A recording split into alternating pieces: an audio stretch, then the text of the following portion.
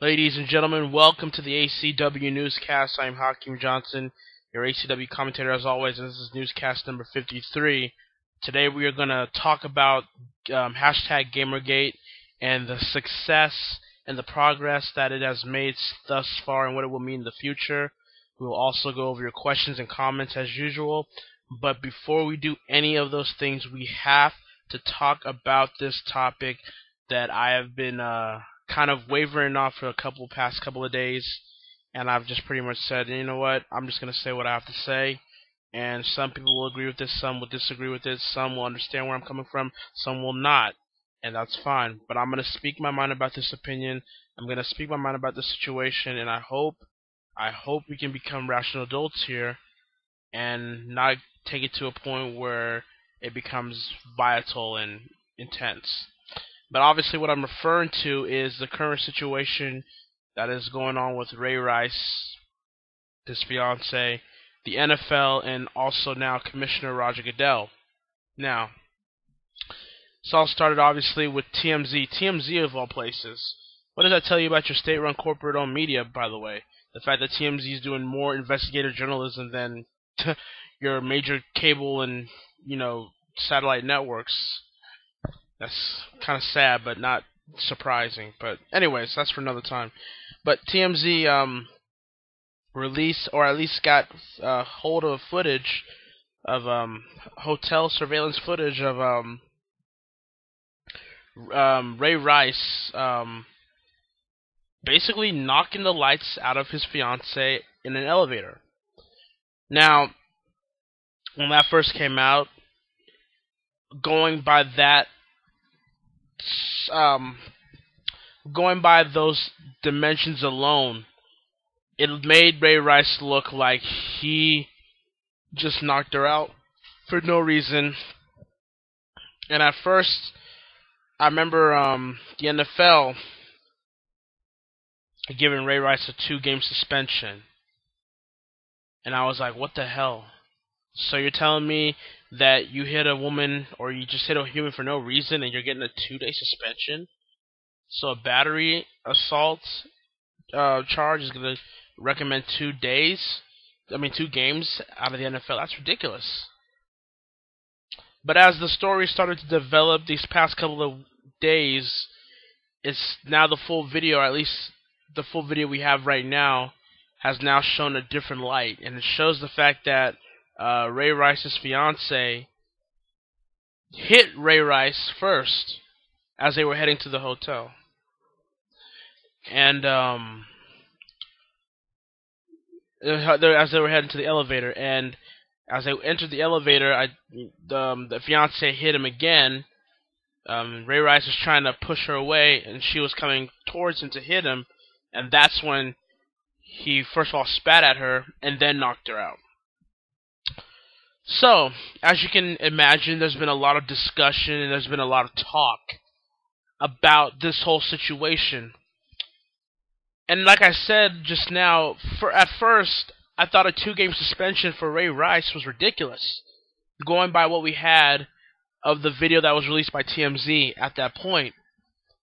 But now that we're getting, at least now, the full video, more footage of what really happened, I'm starting to see one side being vilified, rightfully so, by the way, but vilified, and the other side being completely scot-free, completely free of any criticism. And if you even dare criticize that side, you will be vilified yourself as a misogynist, sexist, or a woman beater, or a woman hater.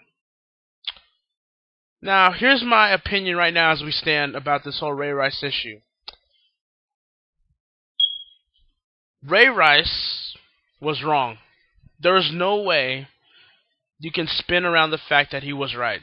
Ray Rice was wrong at what he did. Because at the end of the day, you're a public figure. You're a professional athlete. You have a certain code of conduct that you have to follow and abide to as an athlete. You're doing all these programs for the Boys and Girls Club. You're doing all these programs for NFL 60.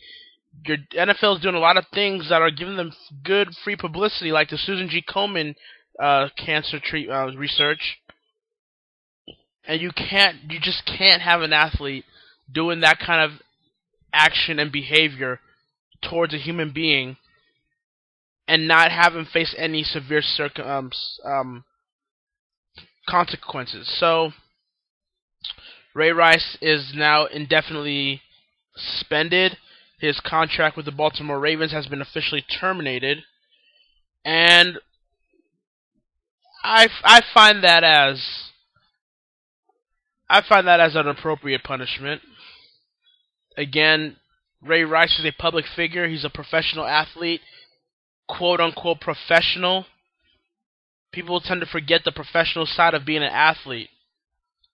And when you break certain conducts of the code, you have to be punished. Period. So, I want it to be clear, because I know people are going to try to spin my words and spin the way I'm trying to say this. Ray Rice was wrong at what he did. Ray Rice deserved the punishment he got. Period. Having said that, Ray Rice's fiance is also in the wrong, in my opinion. See, I live by this mantra that I was taught when I was a kid, when I was young. By your parents, obviously. My parents, or maybe if you had a parent that told you this, or a relative, or whoever, told you the fact that if you don't want to get hit back, then don't hit that person at all.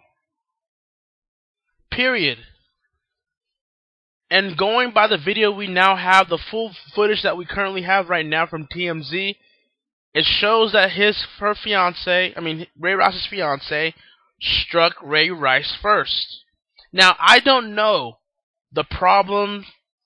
I don't know the situation those two are going through right now.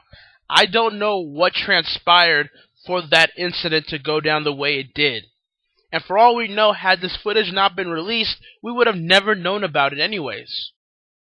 But what I'm saying to you is that if we're going to hold Ray Rice accountable, which he should be held accountable for, then his fiancée should get the same type of treatment. Because the fact of the matter is, she struck him first. I don't give a damn if Ray Rice is a football player or is one of these lanky type of body-built people that wouldn't look like they can, if they can't lift weights, bro. Do you even lift, bro? I don't care. The fact of the matter is, you don't put your hands on a person. And if you're gonna put your hands on a person, always have the expectation of getting hit back. Period. Now, personally, I have never, and I want to state this for the record, I have never hit a woman. I've never hit a woman because I know my own strength. My own strength scares me sometimes, to be honest with you. I've never hit a woman, and I will never hit a woman. Okay? I mean, now there's certain exceptions to that rule. Obviously, if your life was being threatened or if your life was in danger, then that is when that would be appropriate, in my opinion. But other than that, I would not. My first reaction would not be to hit a woman. Let's put it that way. However, there are people out there today that will have no problem doing what Ray Rice did to his fiancée if they were struck in first. Because you may not know that that woman maybe had a knife. That woman might have had a gun. That woman might have had some sort of dangerous chemical that could have killed you, short-term or long-term. You never know. When someone strikes you, you never know what they may have up their sleeve. You always want to call their bluff. For some of those people, for some men, they call women's bluffs and will strike them down before they can cause any more damage to them. So, what I'm saying is, I don't care if you're a woman or a man, if you're going to hit somebody, you better expect to get hit back. Now, some people won't hit you back. They'll restrain you. They'll talk down with you. They'll hold you. They'll put you in a hold, but won't hit you. Some will, but some won't. Some will knock you out dead cold, and that's the reality that we have to live in. So, I'm not saying that Ray Rice isn't guilty. It's clear by the footage he is. But I'm asking for some consistency and for some accountability in this situation. If you're going to go off on Ray Rice for knocking out his fiancée, and rightfully so, then I'm asking you to also go after the fiancée for striking Ray Rice for him to react towards that. Because I'm watching ESPN, and typical ESPN, because, you know, they're owned by Disney and ABC, that whole corporation, so they kind of have to play nice and walk the tightrope, so they can't really blame the fiancé, or else you got these, you know, modern feminists and social justice warriors come in and try to frame ESPN as woman haters, which makes absolutely no damn sense. But ESPN's coming out and saying that Ray Rice, oh, this poor lady, she was defenseless. There was no way she could carry herself. She had no problem hitting him. She probably thought in her mind that, well, Ray Rice is a big football player. He's a public figure. So what if I hit him? It's not like he's going to hit me back. So what if I hit him? I'm just a woman. He's not going to hit me back. She found out she was dead wrong. I'm hearing the likes of Michael Vick saying that what Ray Rice did was wrong. Excuse me? Michael Vick! Michael Vick is questioning one's judgment. Michael Vick, of all people. Now, granted, he had to do all that because the situation with him and his history with dogfighting is still fresh in the minds of a lot of people in the NFL and sports media. So he kind of had to play the PR role. He kind of had to play the nice guy role and kind of just give out that kind of PR statement. But I'm just flabbergasted that Michael Vick, of all people, came out and condemned Ray Rice for one's judgment. That just made me laugh. Irony at its finest. So then, now we come to today, and apparently now there's also news that the NFL and the likes of one commissioner, Roger Goodell, knew about the footage that was released to us about a few days ago. They knew about the footage and did not act on it immediately. They kind of, in a way, shoved it under the rug, if you will.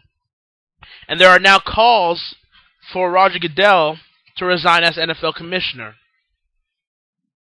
And to be quite honest with you, I agree. Because Roger Goodell has no problem laying down the law when it's convenient.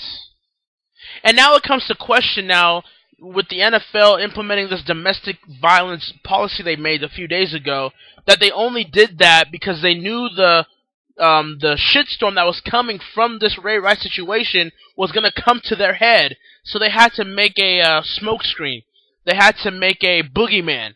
And that was the domestic violence policy, where it's, I believe, I think it's like something like the first offense, 5 or 6 games, you're gone without pay. And the second offense, you're banned from the NFL for life. Now it's making people seem like that was just a reactionary attempt to cover up or at least squelch down this Ray Rice situation. You know, it's funny, Roger Goodell always wants to lay the law down, like I said, on certain issues when it's convenient for him. But when it comes to an issue like this, at first he wants to pretend like it doesn't exist. And then once the media starts to breathe down his neck, now he has no choice but to act as if he's going to do all these changes and policies to cover his own ass, basically. I think Roger Goodell, honestly, needs to be let go for the simple reason that he was being unethical about the situation. If he had information about this ordeal at first hand, if he had information about the situation as soon as possible, he should have released it to the Ravens team. And I believe the Ravens didn't even know about it until we all knew about it, basically. But the NFL knew before the Ravens. They should have let the Ravens know.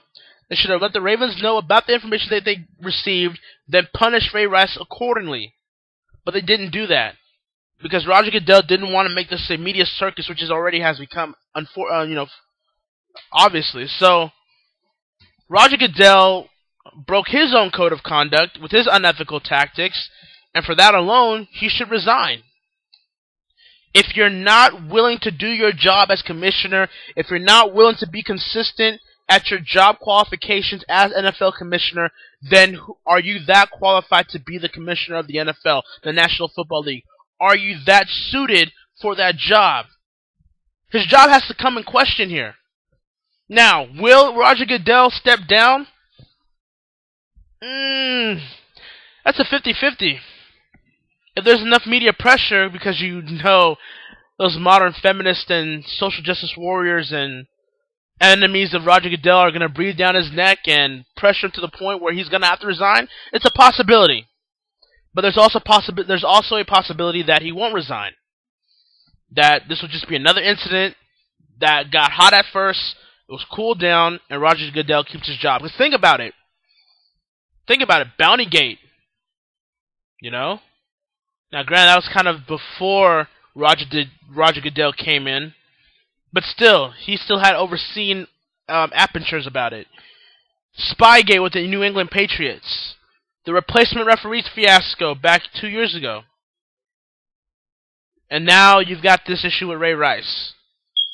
So there are certain situations that happened in the NFL for years under Roger Goodell that would have warranted him to relieve his duties as commissioner, but yet he stayed. Now, there could be certain obvious reasons for that, but do I think ultimately he'll be resigning? Again, I don't know. It's a possibility that he'll stay, and there's a possibility that he'll go. It depends how the situation goes from here at this point. It depends how this Ray Rice situation develops in the upcoming days. If there's more information that the NFL withheld from the Ravens and other personnel in the NFL, then there may be a legitimate possibility that Roger Goodell must go. Otherwise, if it kind of cools down, let Ray Rice get under the radar, make this whole thing cool down until at least next season, then Roger Goodell will probably keep his job. So, here we are with the Ray Rice situation. I want to make it clear because I know some people are going to try to label me as a misogynist, or a sexist, or a woman beater, or a woman hater, or whatever name you want to call me for my opinion. But I'm sorry, I'm a realist, and by what I saw, both should be held accountable for their actions. They're grown adults. Stop handling them with kids' gloves. They made their actions, and now they have to answer for their consequences. They have to answer the consequences.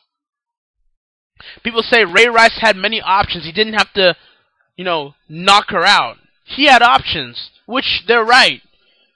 Ray Rice did have options. He didn't have to knock her out. That didn't have to be his first response.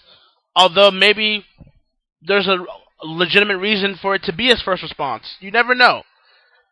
But she also had options too. The fiancé also had options too. By, not striking him in the first place. If you had not striked him in the first place, there's a possibility that none of this would be even happening right now. You gotta also think about that as well. So I'm sure we're gonna hear a lot more news coming from this situation as the season continues for the NFL. I don't know where this is gonna lead. I honestly actually don't know where this is gonna lead, but I assume by the days and the weeks go ahead, we'll finally get some sort of clue as to where this will all lead, where this may end. So those are my that's my opinion on the situation with Ray Rice and the NFL and Roger Goodell. Don't hold one side accountable in this instance. Both of them are responsible for the actions they committed. Period. And Roger Goodell, if he's still withholding information or if he's still trying to suppress this type of issue, then he must go as well. And that's just my opinion about the whole Ray Rice situation there. So, there you go. Kind of was waiting to say this, this weekend. Wanted to speak my opinion about it because a lot of people asked me about it. I actually got into a debate with three of my friends, three people that I know at the bar this week. One male and two women. It got really intense. I mean, it didn't get to the point where you're insulting people or anything. It just got really intense into the beliefs of the issue. So, it's going to be a heated debate moving forward, and if it hasn't already, in the coming days and weeks as this keeps going. So, finish that topic there. Now, I want to talk quickly about hashtag Gamergate and that progress right now. The gamers right now are winning, in my opinion. As we talked about, Gamergate is the instance of one game developer in the name of Zoe Quinn that developed a game called Depression Quest, and she was trying to advance her career, and by doing so, pretty much had sex with 5 guys to advance her career as a game developer, as revealed by her ex-boyfriend Aaron on his WordPress, not Tumblr, WordPress. Again, like I stated last week, the fact that Zoe had sex with 5 guys is not the issue here. That's not what we're getting at. That's not the whole point of this whole controversy, honestly. The point of the fact is that she had those relationships with very important people in the gaming industry, because some of them were game developers and or game journalists. And now it has brought into an attention the fact that the gaming industry and the gaming journalism industry has been corrupt and a bunch of fluff for many years now. And this Zoe Quinn controversy was pretty much the straw that broke the camel's back. Now, you've seen for days and weeks from the side of the journalists, quote unquote, and the game developers that are, too politically correct to really stand on their own 2 feet, so they have to follow the corporate status quo. First, they tried to ignore the situation. That didn't work. That only grew the movement more. Then they tried to kind of just talk down to them as if it was no big deal. That didn't work either. So now they're just pretty much blatantly insulting them, calling them Nazis, misogynist, racist, sexist. And to me as a gamer, to me as a true gamer, that insults my intelligence. That, in a way, is offensive to me.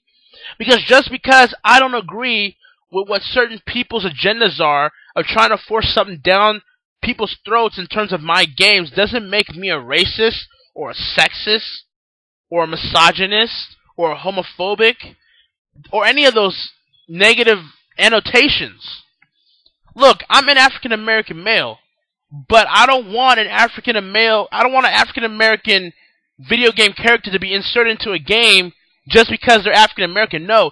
If anything, I would want an African American male or female to be inserted into that game because the quality is that they've got a compelling character, they've got badass traits about them, and the fact of the matter is they are relatable to the person that is playing them. If anything else, don't insert a gay person or a handicapped person or a black person or a Mexican person or a female or even a male, even ironically enough, just because they are that. Do it because you want to. I mean, do it because of the character and the relatability and the plots that they have within their story. That's to me what this is about. But if we allow these people from outside sources, these are people that don't even care about video games. They never cared about video games. These are just a bunch of hipsters and a bunch of social justice warriors that come in and try to change the goalpost of the video game industry because they want to be a part of something. They want to feel like they matter. They want to feel like their opinions should be heard by everybody, and if anyone disagrees, they should be pretty much shut down, censored, and pretty much undercutted. That's pretty much what their process is. That's what their thinking process pretty much is. And I think that's really insulting, not just to myself, but ironically to them as well. Because you do a great disservice of trying to make yourself look, what's the word I'm looking for? Intelligent and poignant by spreading your propaganda and shoving it down gamers' throats. The gamers are not mad at women. Stop saying that. We accept everybody in the gaming community. Don't ever confuse that. We accept everybody in the gaming community. that just want to play games, that just want to discuss games, that just want to talk about games. We don't want to hear about all this political BS that you guys try to shove down our video games and all these websites about video games. Looking at you, Kotaku and Polygon and Rock Paper Shotgun and IGN and GameFAQs. All of you. So, the update now here is that there was a report that Anita Sarkeesian, as every gamer should unfortunately know at this point, trying to go on Twitter and say that she was being threatened and that she had to move out of her house and move in with her parents, and that she contacted the police about it. But now there has been developing news about that, with the fact that this guy from Breitbart.com named Milo Yiannopoulos, I hope I didn't mess that up wrong, has discovered that Anita did not make any connections or did not make any calls to the police department that she was at concerning the issue of her being harassed or assaulted. Now, this was great journalism by Milo, despite the fact that I for the most part, disagree with this politics and Breitbart.com as a whole, but that's for another newscast. But, again, with a situation like Gamergate, it brings a lot of foes and enemies together for one common goal: to defeat the ultimate enemy. The enemy of my enemy is my friend, if you want to put it that way. So yeah, and then also Milo also broke the news as well that, you know how Zoe Quinn told you that when you bought the game that donations would go to iFred, which I believe is a suicide or depression hotline outlet for you to donate to? Well, apparently there's been news as well from Milo and some other sources that she hasn't donated that money to that organization. Actually, the Suicide Prevention Hotline emailed him saying that they had no connection or no talks or even no donations from Zoe Quinn in the game itself. And you can tell now that it's getting a little sketchy, because now Zoe Quinn has removed all references of iFred from her Depression Quest website. So, this thing is not going to go away. You're seeing now corporate sponsors pull away their support, revenue, and work relationships with these gaming websites, because gamers at the end of the day will always win. Gamers at the end of the day are the number one thing that these corporations really are vying for. Do you think these corporations give a damn about a social justice warrior preaching to them? Well, you see, you guys don't have enough gay and lesbian characters in your video game. You don't have enough black characters in your video game. You don't have enough diversity into your video game. Do you think they really care, especially if they're not going to really buy the game or do nothing for them to raise their profit and revenue? Why would a corporation listen to people that not only don't buy their product, but don't suggest anything that will not raise their profit or revenue at the end of the day? Because that's what a corporation is. At the end of the day, despite what Mitt Romney will tell you, corporations are not people. Corporations' sole focus is to make money. Corporations are businesses. Businesses are there to make money and raise profits for themselves and the company and business at hand. So why would they listen to these people that are not contributing anything to their wallet, basically? At the end of the day, the gamers are buying their product. These outside sources are really not. So they're going to obviously cater to the gamers. Therefore, no wonder they would pull their sponsorship and revenue from those websites if they feel enough gamers are reacting negatively of the coverage that these websites have put upon the gamers, making their product and making their business look bad at the end of the day. That's why gamers will always win. That's why gamers, at the end of the day, will always have a voice and place in gaming.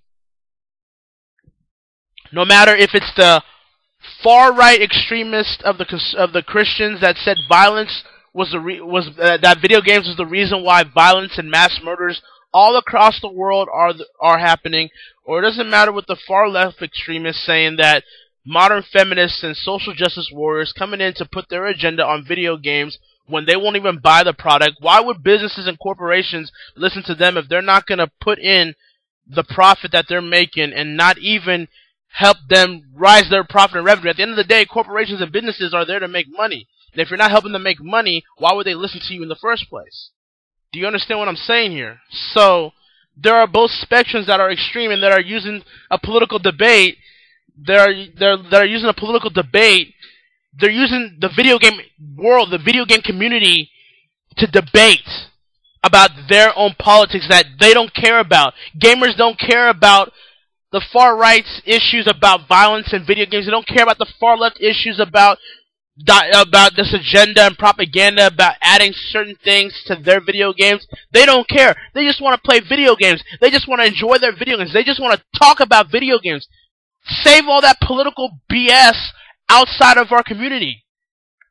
Save that for outside of our community. We're not interested. We don't care. That's what Gamergate is all about at the end of the day. So that's why I tell my fellow gamers, ACW fans, and those that are just watching this for the first time ever but happen to be a true gamer, that is why hashtag Gamergate is so important. Because if we allow outside sources come into our community and change the way gaming is today, then there is no going back. They will hold it and they will have a stronghold on that community until they find some other medium to destroy. You see it with comic books now. You see it with music. You want that with gaming as well? So all these people that say, it's not that big of a deal, I just want to talk about video games. No, stop. I want to talk about video games too. But if I just sit idly by and let them take over my hobby, take over something that I love in video games and the gaming as a whole, then there is going to be no video games to talk about in the future. Don't you understand that? So I'm telling all my true gamers, if you're on social media, always have hashtag Gamergate trending. If you have to sign a petition that is legitimate, then sign a petition that's legitimate. Email all these gaming journalist websites that are giving negative press to the gamers like us and video games as a whole. Email them multiple times. Go watch some of these videos on YouTube from Monday Matt and Sargon of Ascot and Internet Aristocrat and Thunderfoot and Mr. Repzion and all those guys on YouTube that are speaking on this issue right now. Because at the end of the day, gamers will always win. Period. But if us gamers do not step up and take the challenge head on, then we've already lost. I don't care what your politics could be or your religion or what we can agree or disagree with. At the end of the day, all of us may not agree with things, but we come together as one community to fight the ultimate boss, if you will, in gaming terms. And we gotta keep doing it. One day of it is not enough. And I will continue to cover this hashtag Gamergate controversy as much as I can to do my part. Because I love video games. I like gaming. And I'm not going to allow outside sources come out here and force feed their propaganda and agenda down my throat. I will be damned. And you should be damned as well. So I implore you to join me and thousands of gamers and millions of gamers even worldwide to make sure that these people understand that you can either be with us and join the conversation and be a part of a diverse community and play video games and talk about video games without any hidden agendas, or you can be on the other side that eventually will lose and history will judge as making look bad. It's your choice. It is really your choice ultimately. But I will side with the right side of history. I will side with the gamers and those that love video games in the gaming community. And that's just the way it is. Whew. Man, I feel like a preacher, man. I talked about the Gamergate and the video games and oh lordy. Oh my goodness. Damn, that hurt my throat actually. Whew. Okay, let's move on here. Now we're going to go over to your questions and comments that you had for the newscast. I'm actually going to start on YouTube this week here because I've been missing some YouTube questions apparently on my newscast. So I'm going to make sure I can get on these questions on YouTube first. So John Black from YouTube asked me a couple questions here. Let's go see that Anaconda video. Oh my god. Exactly. That's all that needs to be said about that Anaconda video. Anyway, some questions. What is your opinion on Fairy Tail? Yeah, Fairy Tail. It's not the worst anime in the world. It's really not. But I do think it's overrated.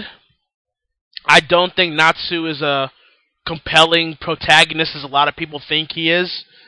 I think Lucy's really nothing special. I think the only person that I really would really care about in that show is Ezra, but even then Ezra would be like your just standard a companion in a really good anime series. So Fairy Tail, it's not the worst anime in the world. It's a decent little anime, but at the end of the day, I think it is. I do think it is overrated. I think a lot of people overrate it because of all the pairings that people do with the show, and yeah, it's just I tried watching it. I really did try watching it. I tried to be interested about it. It just wasn't for me. I just couldn't get into it. Who's the better brand, Excel or Impulse? Turbo. That's the better brand.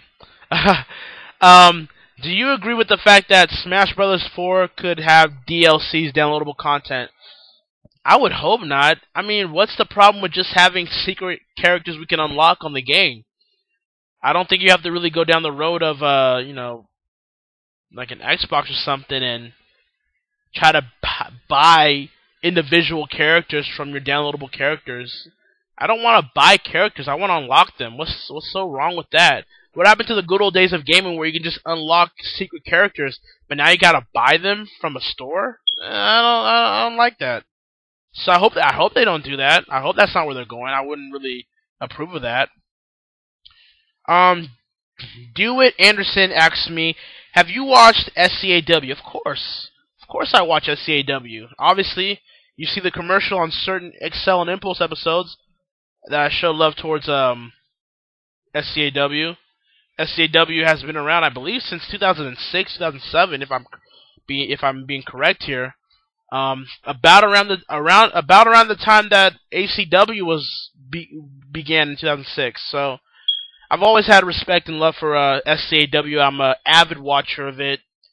Lone Star does a great job with the show. He does a great job with the characters he's given, a diverse set of characters, and it's amazing that he's still going, So people should be lucky that SCAW is still around.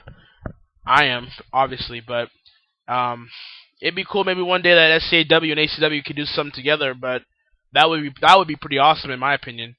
But yeah, I do watch SCAW. I do love SCAW, and I think Lone Star does a great job. Let's see. SWWW Gamer Lover asked me, also, have you ever considered the idea of bringing ACW click per views back to YouTube? If so, would you upload them in parts or upload the full events? It's really not likely for me to bring back mega events of ACW onto YouTube unless it would have to be the last resort possible.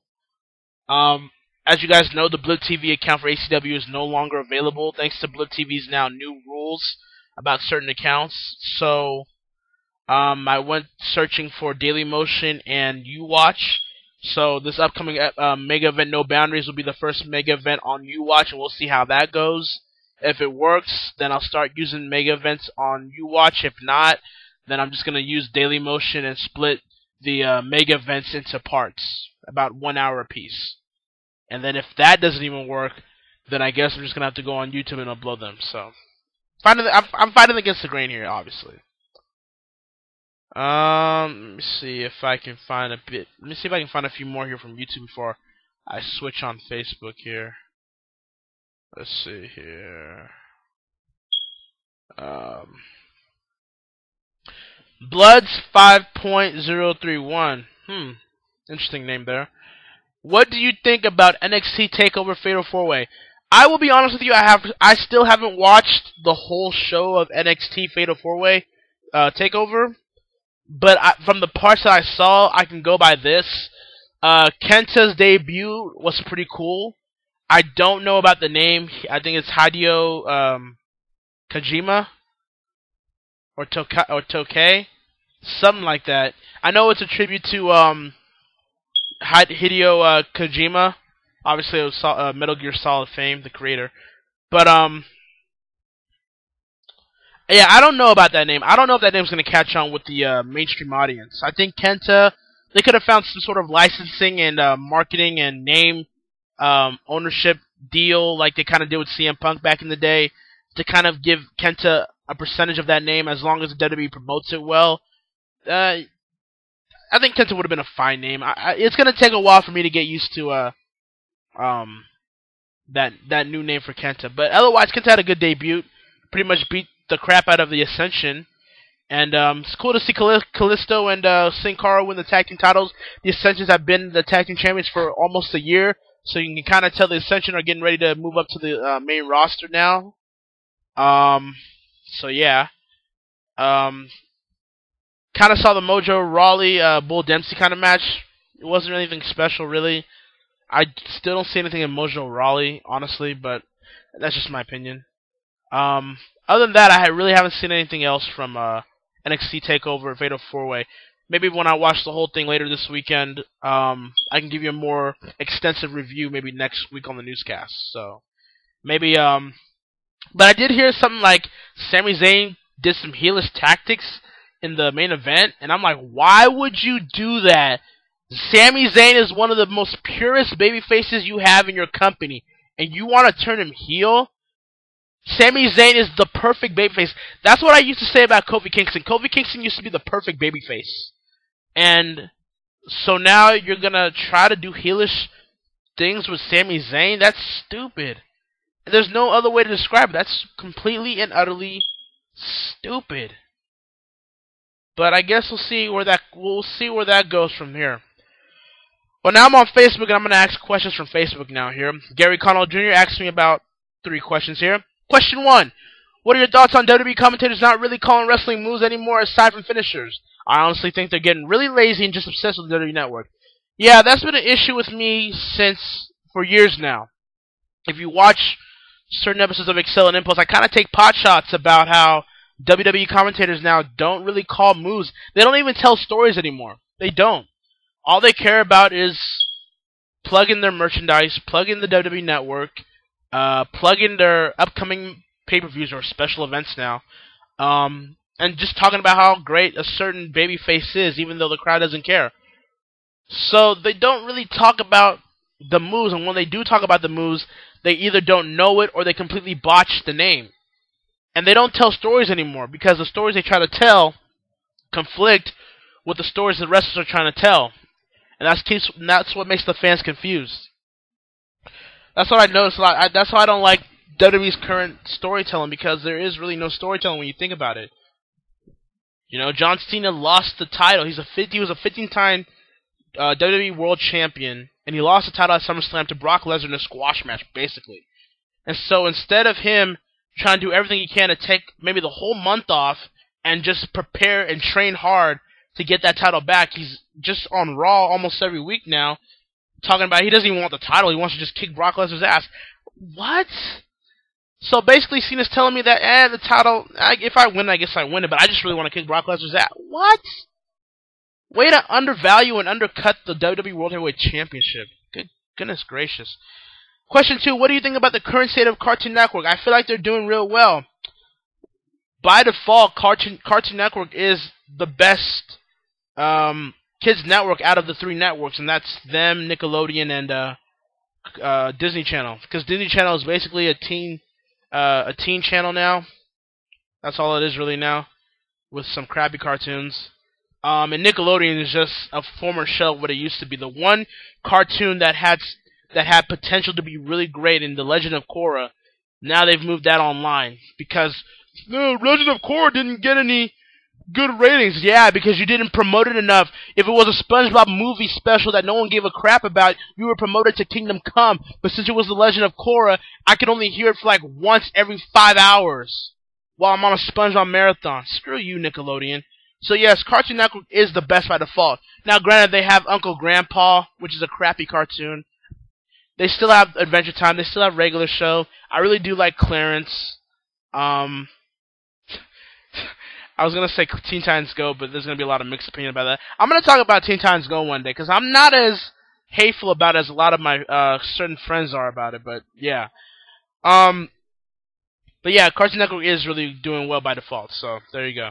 Third and last question. Since WWE signed Kenta, or Hideo Itami, there you go, as he likes to call himself now, Do you ever think we'll see more well-known Japanese wrestlers in WWE like Hiroshi Tanahashi, Jushin Thunder Liger, Shinsuke Nakamura, Kazuchika Okada, or the Great Muta in the future?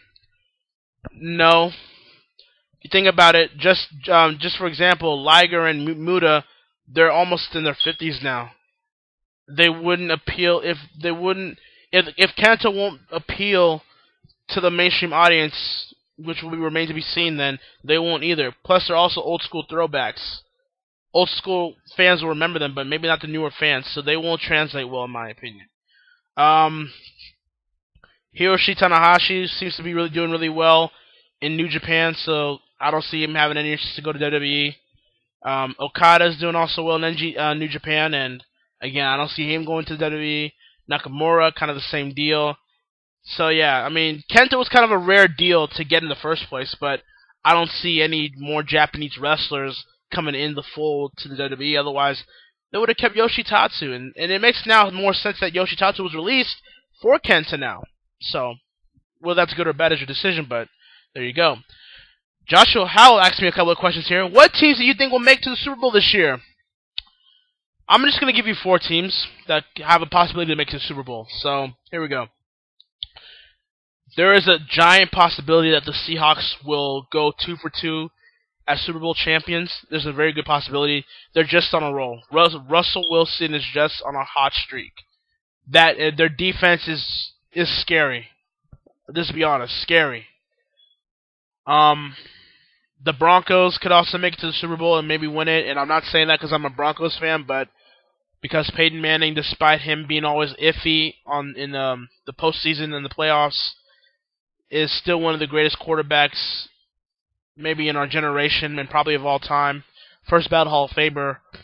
And despite the quarterback position changing, he's still a pocket passer quarterback, traditional style quarterback that still tends to get the job done as long as he doesn't overthink the playmaking. So, and you know, the defense, while it's aging, is still pretty good enough for them to get to the Super Bowl. So they'll make it.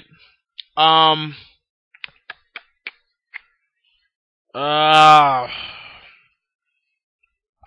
Patriots, even though the Patriots are kind of not even that good of a team anymore as they were like 3 or 4 years ago, Brady's still there. Again, another one of the great quarterbacks of our generation.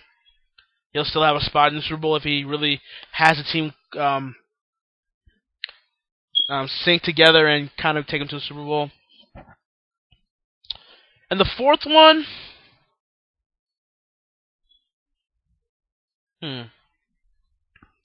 I'll go with 2 teams. Either the Colts with Andrew Luck or the 49ers with Colin Kaepernick.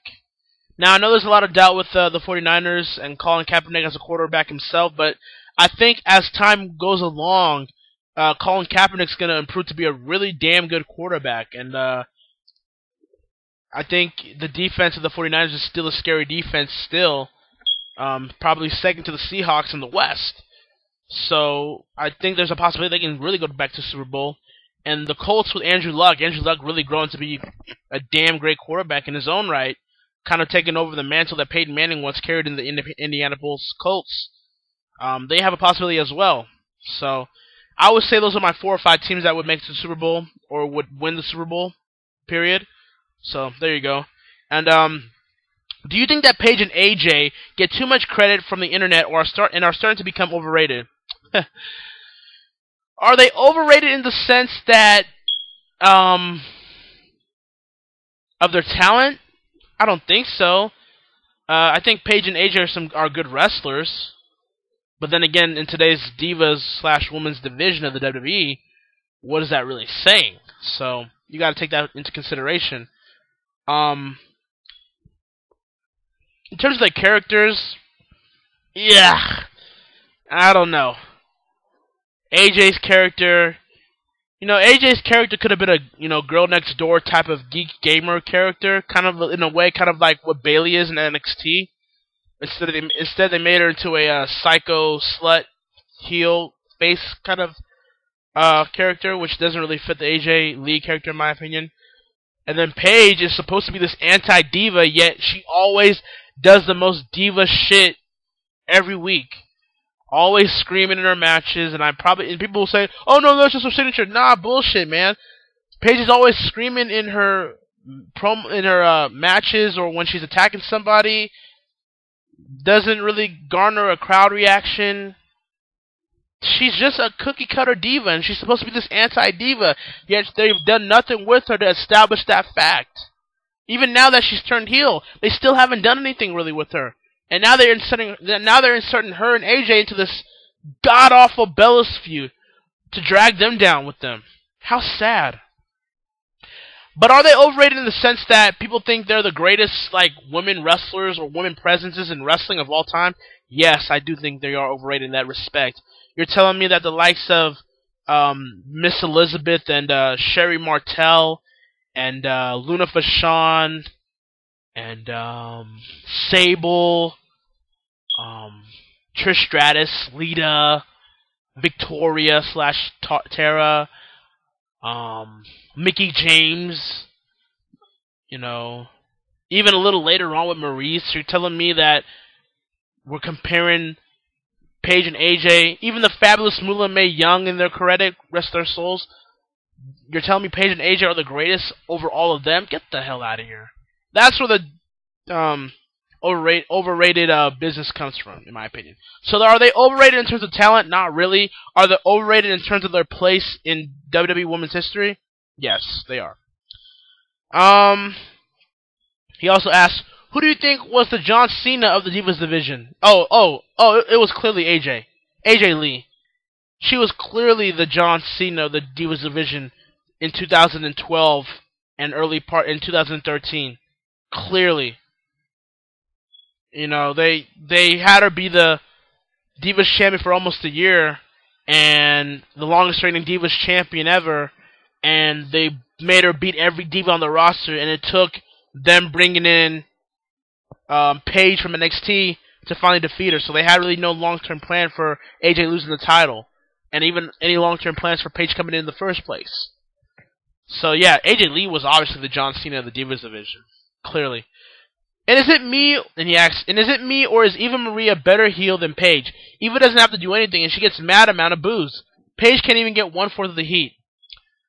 Now, are you saying that she's a better character than Paige? Not necessarily, because as much as Paige's character isn't really relevant or existent, at least she has a character template.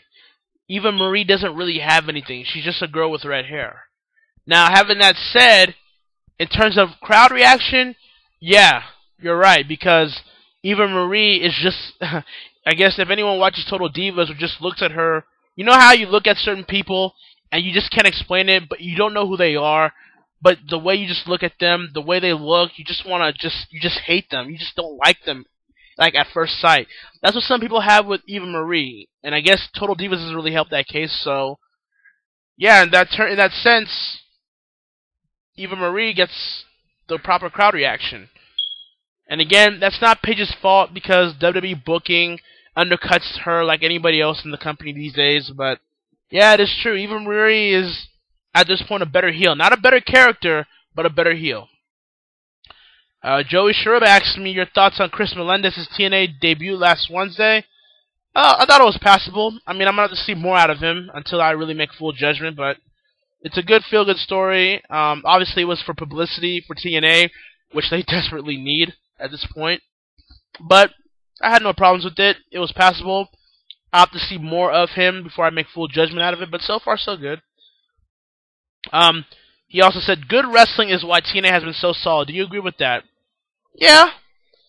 Yeah, because you compare TNA right now to what TNA was the early part of this year, and it was like night and day.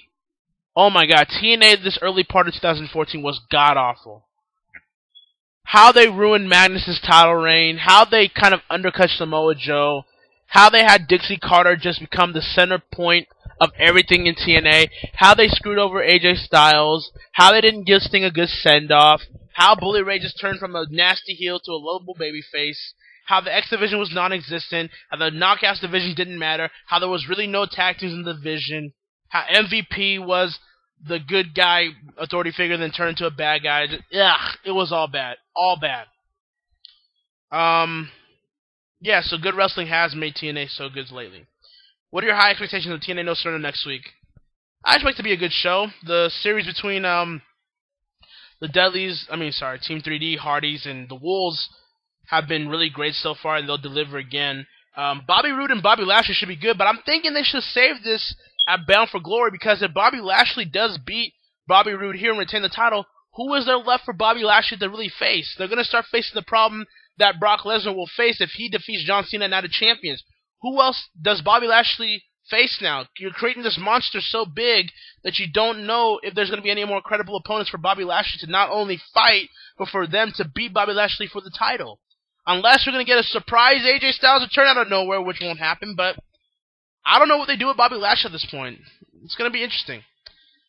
And he asked me, Mojo Rawley or Batista, Roman Reigns, who's a better athlete?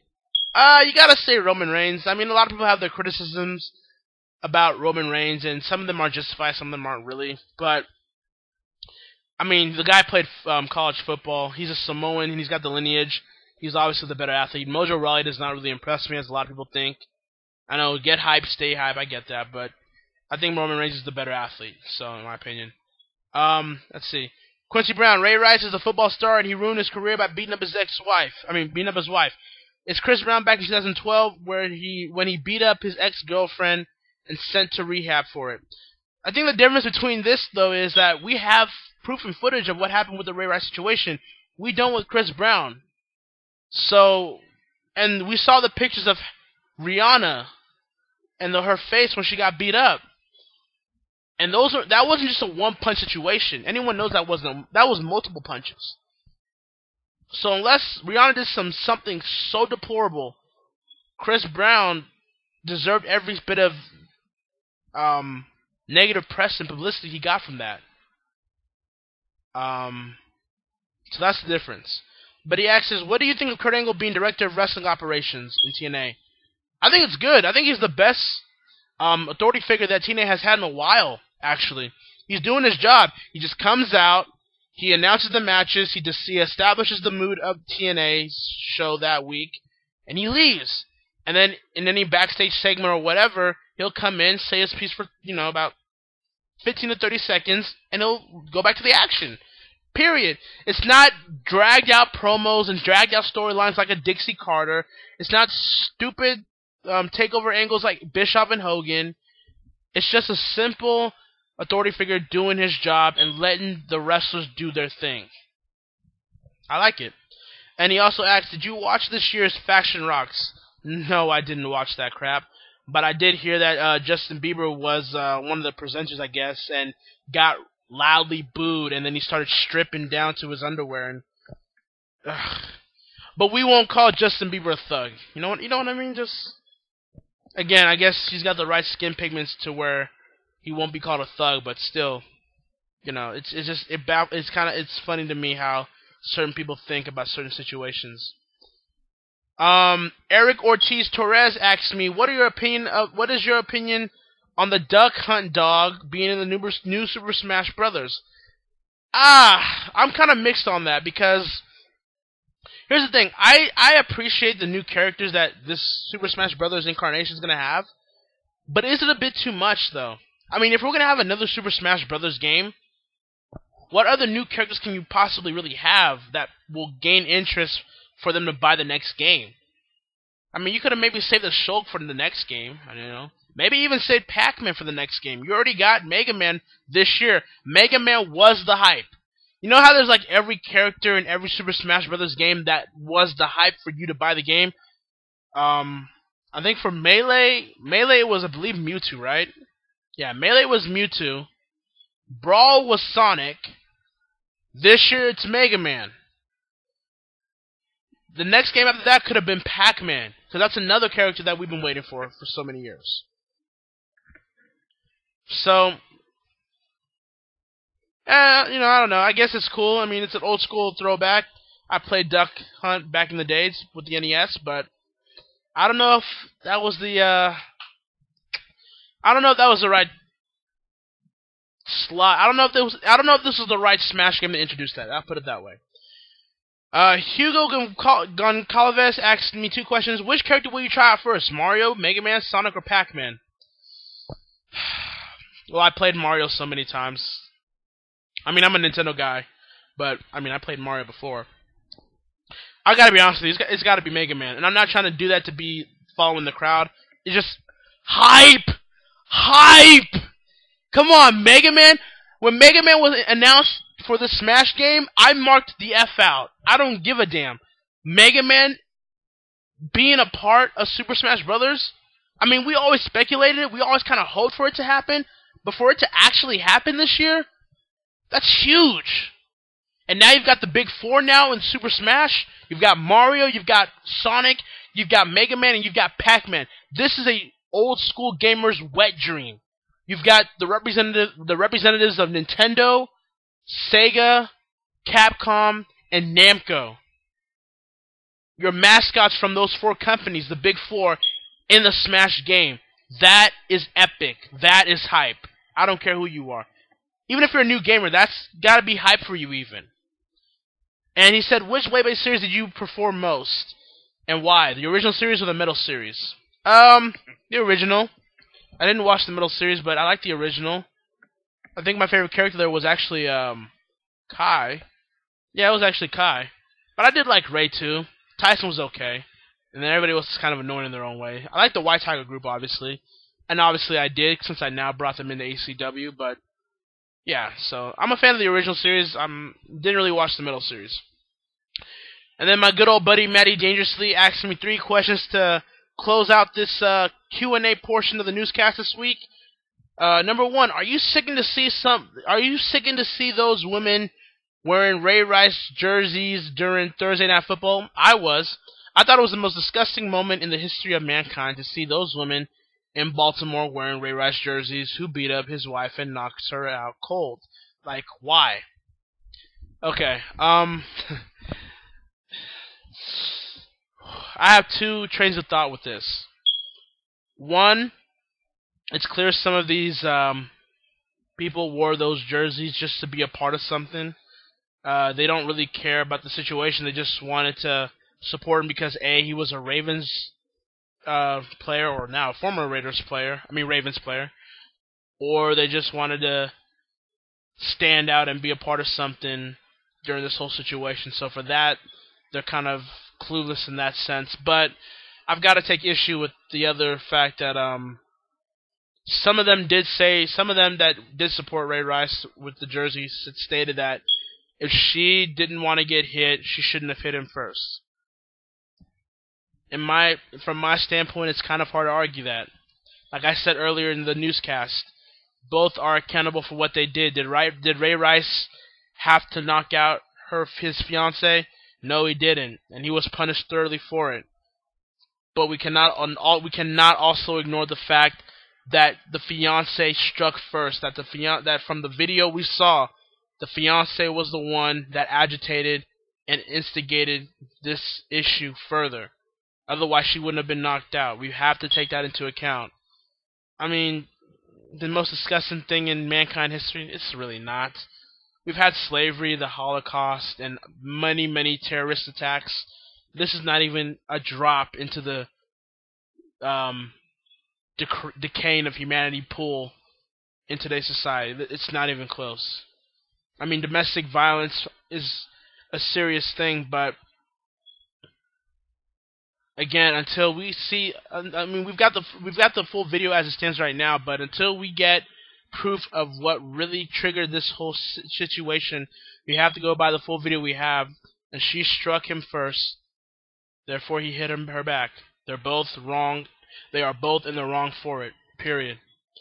2, my biggest question is, since ACW is returning for Season 4, where are you going to host Animania 4? Well, yes, I will. Well, yes, Anime Championship Wrestling will be back next year. I guess Season 4, if you will, quote unquote. But I haven't decided yet.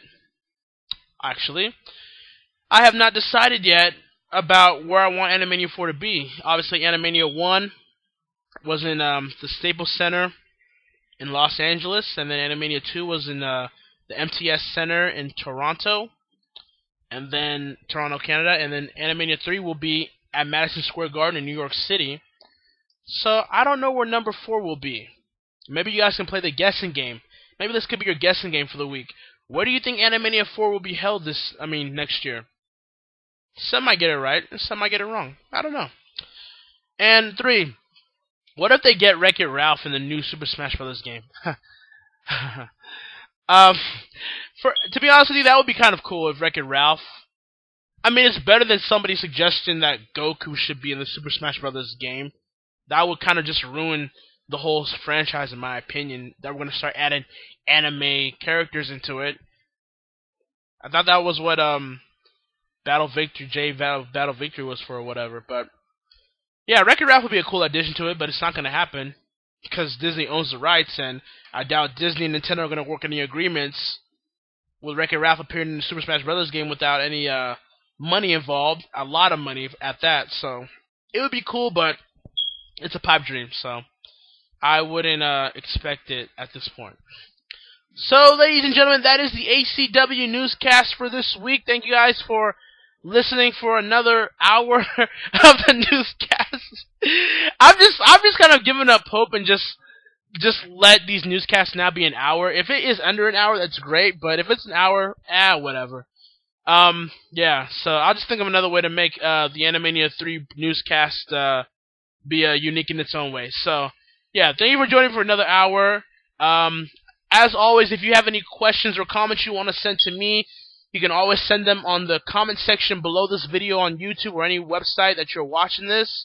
Or you can go on our Facebook page and send your questions and comments there when the status asks for newscast questions and comments from the week. So, again, thank you guys for the questions and comments. Thank you guys for listening for tonight. As always, this is Hakeem Johnson telling you to stay cool. Stay cool. Make sure you guys watch out for new episodes of Excel and Impulse and more throwback episodes from the ACW Glory Days coming up soon on the YouTube channel. So, again, stay cool, stay cool. We'll see you guys.